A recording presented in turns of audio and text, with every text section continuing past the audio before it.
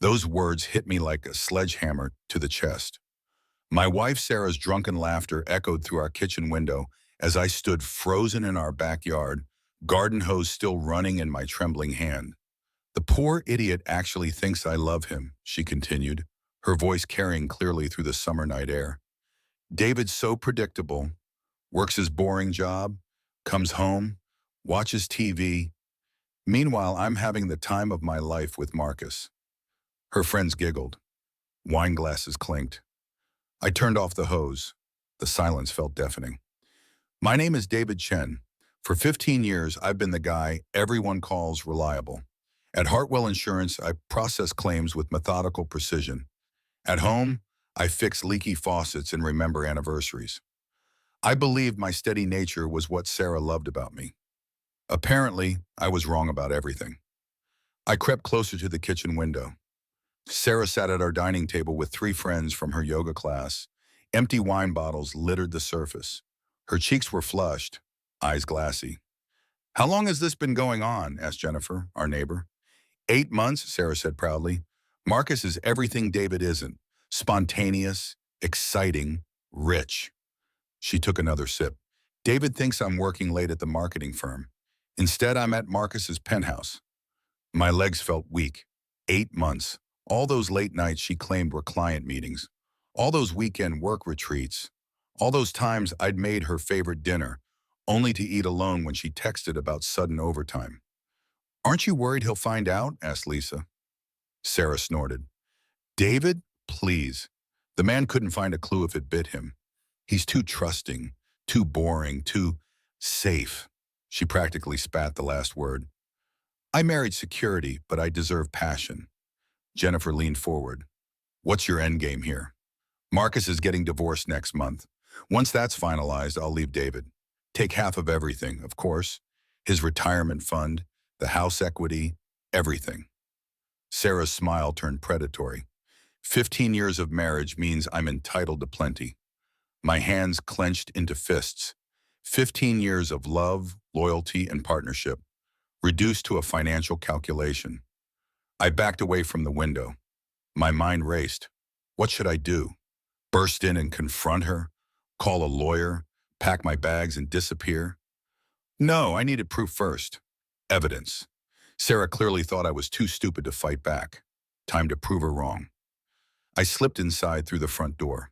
The women's voices continued in the kitchen. I climbed the stairs to our bedroom, my heart pounding so loud I was sure they'd hear it. Sarah's laptop sat on her nightstand. She'd always been careless with passwords. I'd seen her type it dozens of times. Marcus 2024. The screen lit up. My stomach twisted as I navigated to her email.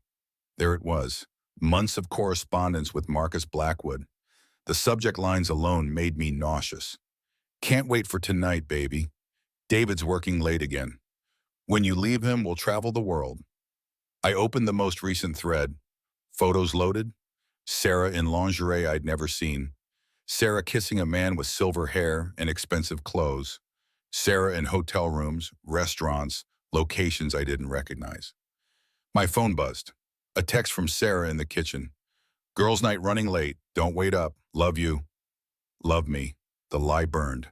I forwarded the email thread to myself, then deleted the sent message from her account. Years of IT training at the insurance company finally paid off. I covered my digital tracks perfectly. Downstairs, the women were getting louder. "You're so lucky," Lisa slurred. "I wish I had your courage."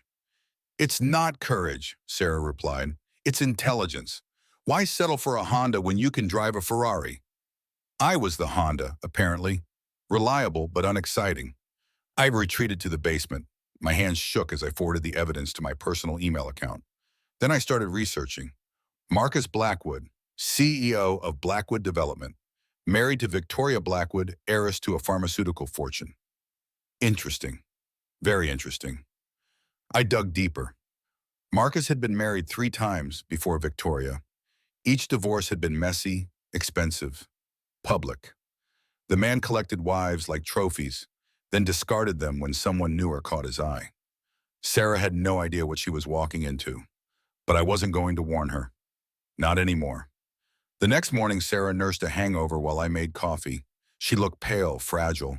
Part of me wanted to comfort her out of habit. The larger part remembered her laughter as she called me stupid. "How was girls' night?" I asked casually. "Fine, just boring work talk."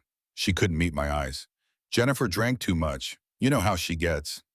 I nodded sympathetically. "I'm glad you had fun. You worked so hard lately." Sarah's face flickered with something. Guilt? Doubt? It vanished quickly. "I have another late meeting tonight," she said. "Probably won't be home until after midnight." "Of course, I'll save you dinner." She kissed my cheek before leaving. The gesture felt like a betrayal. I called in sick to work, first time in 3 years.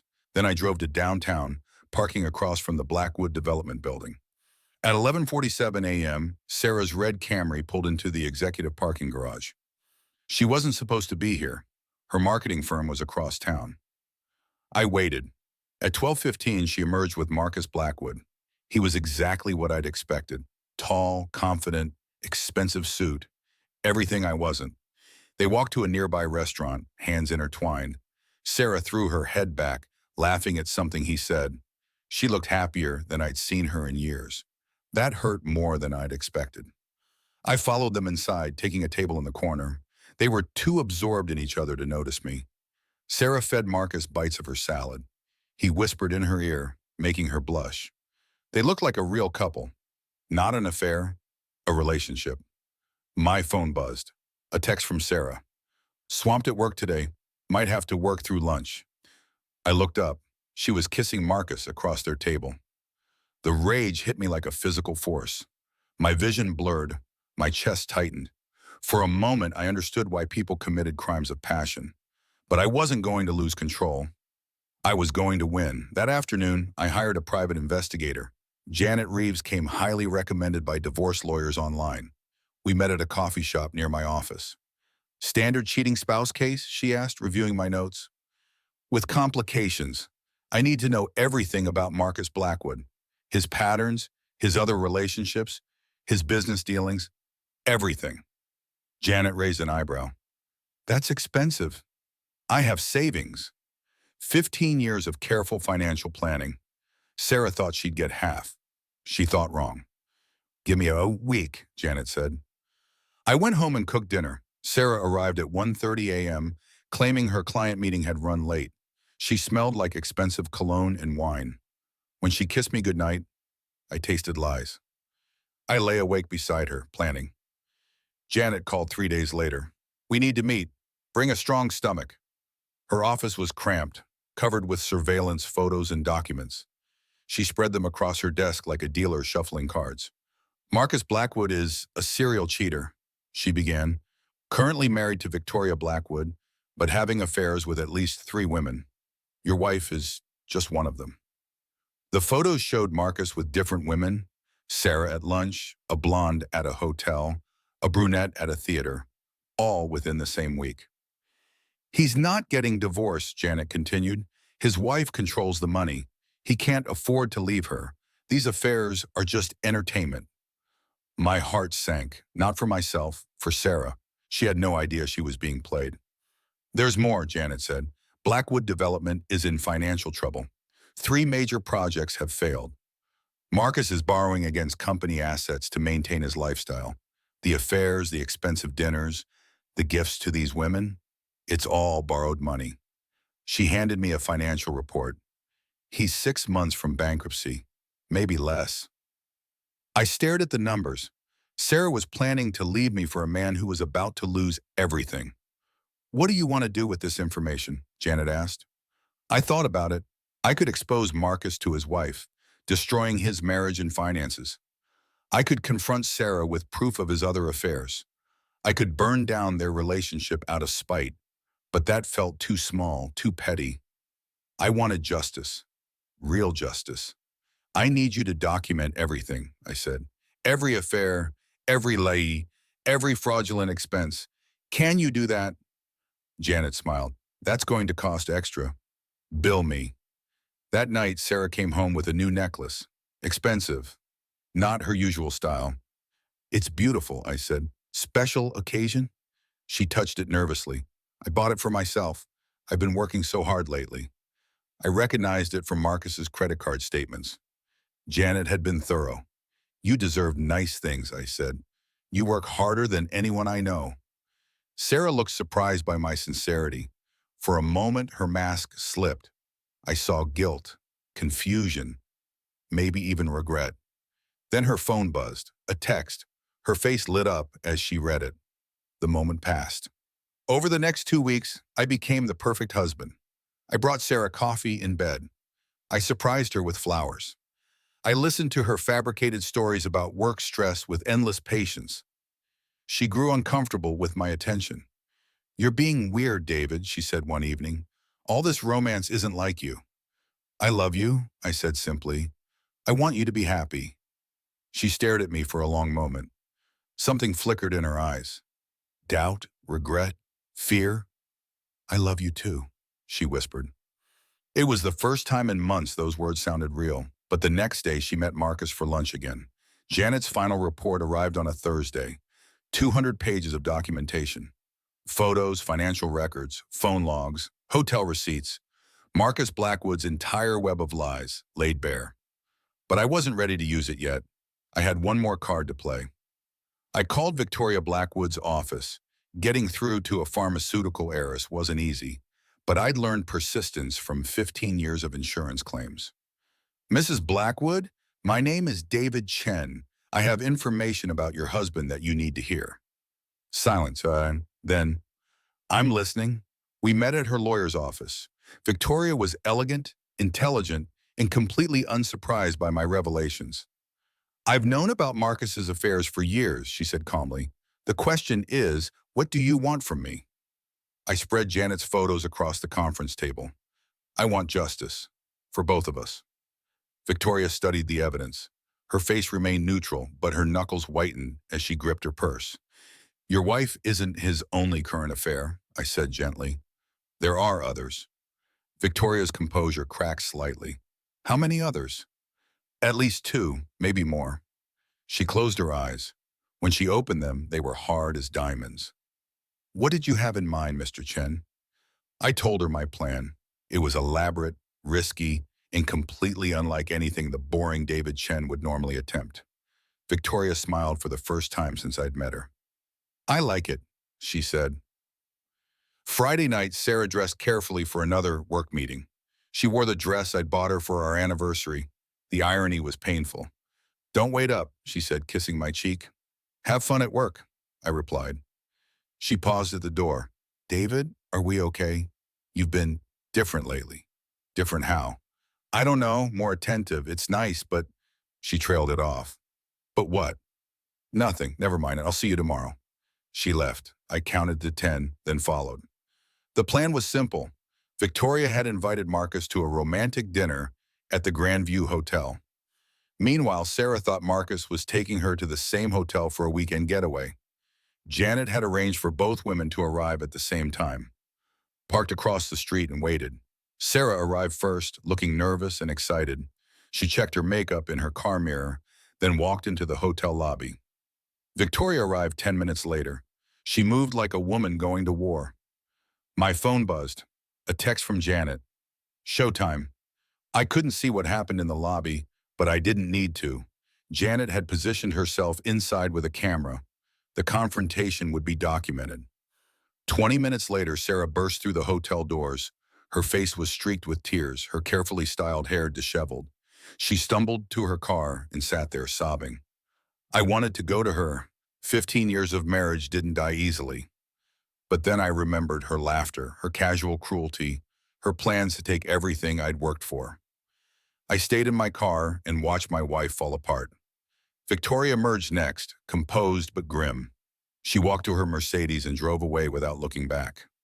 Marcus appeared last. His expensive suit was wrinkled, his face pale. He stood on the sidewalk looking lost, probably wondering how his perfect plan had imploded. Sarah finally started her car and drove home. I followed at a distance. She was sitting at our kitchen table when I arrived, still in her dress, staring at nothing. You're home early, I said gently. How was work? She looked up at me with red, swollen eyes. Work was difficult. I sat beside her. Want to talk about it? For a moment, I thought she might confess everything. Tell me the truth. Ask for forgiveness. Instead, she shook her head. Just a bad day. I'm going to bed. She left me alone in the kitchen. I heard her crying through the bedroom door. Part of me wanted to comfort her, but the larger part knew this was just the beginning. Saturday morning, Sarah stayed in bed. I brought her coffee and toast, playing the concerned husband. Feeling better? I asked. A little. Her voice was hoarse from crying. David, do you think people can change?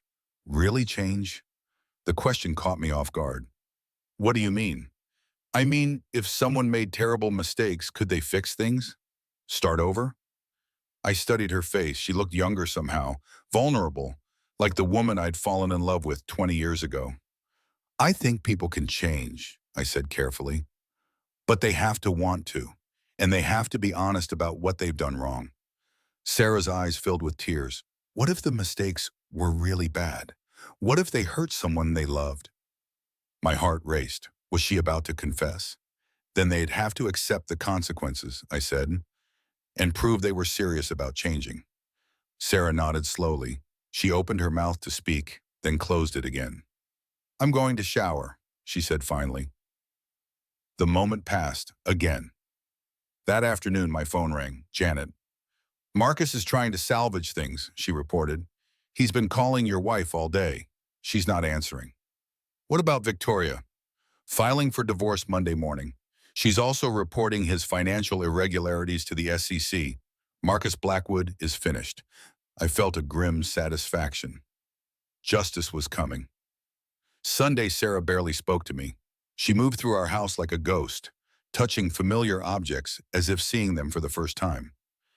That evening, she sat beside me on the couch while I watched TV. David, she said quietly. Yeah, I need to tell you something. My pulse quickened. Finally. I've been thinking about us, about our marriage, about what I want from life. I waited. I think I've been taking you for granted. Granted, you're a good man, a loyal man. I haven't appreciated that enough. It wasn't a confession, but it was something. What brought this on, I asked. Just perspective, seeing how other people live, realizing what really matters. She leaned against my shoulder. I love you, David. I know I don't say it enough, but I do. The words should have made me happy. Instead, they felt like another betrayal. Too little, too late. Monday morning brought news. Marcus Blackwood's arrest made the front page of the business section. Securities fraud, embezzlement, tax evasion. Victoria's lawyers had been thorough. Sarah read the article over breakfast, her face pale. Did you know him? I asked innocently. No, she said quickly. I mean, I'd heard of his company. It's terrible what happened. The article says he was having affairs. His wife found out and turned him in. I sipped my coffee. Cheating never ends well. Sarah's hand trembled as she set down her cup. That evening, she was waiting for me when I got home from work. She'd cooked my favorite meal, set candles on the table, opened a bottle of wine. What's the occasion? I asked. No occasion. I just wanted to do something nice for you. We ate in comfortable silence. Sarah kept glancing at me as if trying to memorize my face. David, she said finally. Yes. If someone you loved betrayed you, could you ever forgive them? The question hung between us like a loaded gun. That would depend, I said carefully, on how bad the betrayal was, whether they were truly sorry, whether they were willing to make things right. Sarah nodded, tears gathered in her eyes. I have something to tell you, she whispered. This was it, the moment of truth. I'm listening, I said. She took a shaky breath. I've been, she stopped, struggling with the words. My phone rang, the moment shattered. Don't answer it, Sarah said desperately. But I'd already seen the caller ID, Janet Reeves. I have to take this, I said. Work emergency. I stepped into the next room. What is it, Janet? Marcus Blackwood tried to kill himself tonight. He's in the hospital. Thought you should know. I felt no sympathy, only cold satisfaction. Will he survive? Probably, but his life is over. No money, no wife, no business, facing federal charges. Your wife picked a real winner. I hung up and returned to the dining room. Sarah was gone. I found her in the bedroom packing a suitcase. Going somewhere, I asked. She didn't look up. I think I need some time away. To think. To figure things out. How long? I don't know, maybe permanently. She was running, just like I'd expected. Sarah, stop. Something in my voice made her freeze. We need to talk, I said. She turned slowly. Her face was streaked with tears.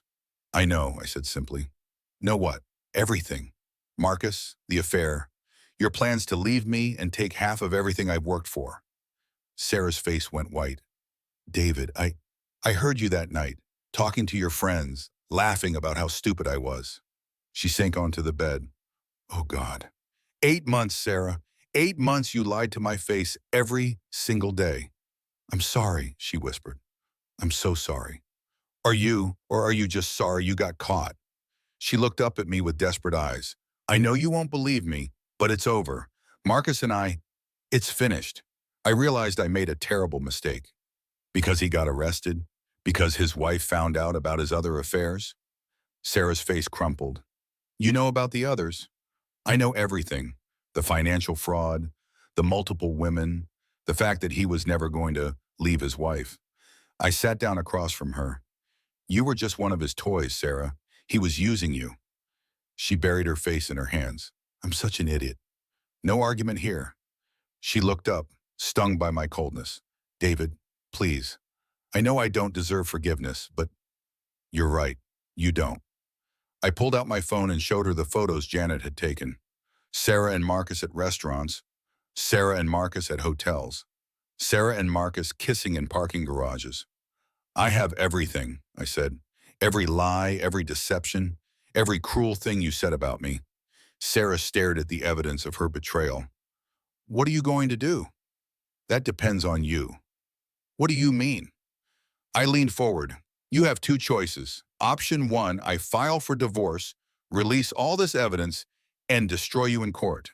You'll get nothing from me, and everyone will know exactly what kind of person you are. Sarah's face went pale. And option 2? You sign a post-nuptial agreement. You get to stay married to your boring, reliable husband. But you give up any claim to my assets. And you spend the rest of our marriage proving you deserve a second chance. She stared at me in shock. You'd stay married to me? After everything? 15 years don't disappear overnight, Sarah. I loved you once. Maybe I can learn to love you again. But it would be on my terms, completely. What terms? Full access to your phone, email, social media. You quit your job and find something local. No more late nights, no more business trips, no more girls' nights without me. You earn back my trust one day at a time. Sarah was quiet for a long moment. And if I choose option 1, then pack your bags tonight. My lawyer will be in touch tomorrow. She looked at the suitcase on our bed, then back at me. You've changed, David. You're not the same man I married. No, I'm not. That man was naive, trusting, easy to manipulate. I stood up. This man isn't. Sarah closed her eyes. When she opened them, they were filled with something I hadn't seen in years. Respect. I choose option 2, she whispered. Are you sure? This isn't a negotiation, Sarah. These are the terms. Take them or leave them. I'm sure, I nodded. The post-nup will be ready tomorrow. Sign it and we'll see if this marriage is worth saving. Sarah looked at me with new eyes. Who are you? I'm the man you called too stupid to realize what you were doing. Turns out I'm smarter than you thought. 6 months later, Sarah and I were sitting in marriage counseling. She'd signed the post-nuptial agreement without reading it. She'd quit her job and found work at a local nonprofit. She'd given me complete access to her digital life. Most importantly, she'd stopped lying. It wasn't easy. Trust, once broken, doesn't heal quickly. But Sarah was trying, really trying. She was patient when I was cold, understanding when I was angry, honest when I asked difficult questions. Slowly, carefully, we were building something new. Not the naive love of our early marriage, but something stronger, more honest. Do you think you'll ever forgive me completely? Sarah asked one evening. I considered the question. I don't know, but I think I'm willing to try. She nodded. That's more than I deserve. Yes, it is. We sat in comfortable silence, watching the sunset through our kitchen window, the same window where I'd overheard her betrayal a year ago. David? Sarah said quietly. Yeah? Thank you for giving me a second chance. Thank me by earning it. She smiled. It was the first real smile I'd seen from her in years. My phone buzzed. A text from Janet Reeves. Marcus Blackwood, sentenced to 8 years federal prison. Thought you'd want to know. I deleted the message without showing Sarah. That chapter was closed. I looked at my wife, really looked at her. She was different now, humbler, more genuine. The arrogance and entitlement were gone, replaced by gratitude and determination. Maybe we could make this work. Maybe trust could be rebuilt. Maybe love could grow from the ashes of betrayal. Or maybe it would all fall apart again. Either way, I wasn't the same naive man who'd been watering his garden that night.